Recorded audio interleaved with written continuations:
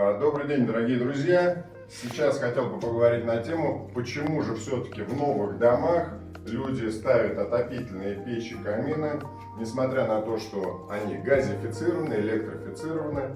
Так вот, допустим, он просто электрифицирован, но не газифицирован. Электричество дороже, чем дрова. Это первое.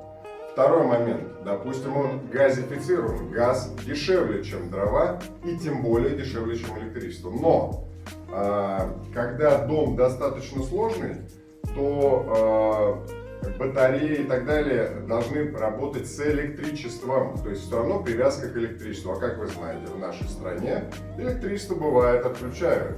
И, соответственно, можно замерзнуть даже с газом.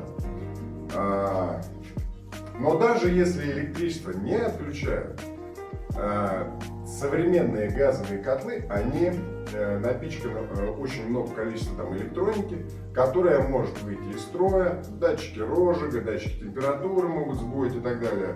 И именно это происходит обычно в самые сильные морозы, когда у них самые пиковые нагрузки. Соответственно, если нету отопления, вы просто замерзнете. Поэтому печь – это в первую очередь независимость и надежность. Помимо этого, просто посмотрите на эту красоту. Вот здесь будут сидеть люди, кушать и смотреть, как горит огонь. Это просто само по себе успокаивает нервы. Этим можно похвастаться. И от этого еще и тепло. Печка всегда придет на помощь. И главное, обращайтесь к специалистам. Если вы их не знаете, то просто обращайтесь к нам. Мы специалисты, сделаем вам вот такую печь. Всего вам доброго здоровья.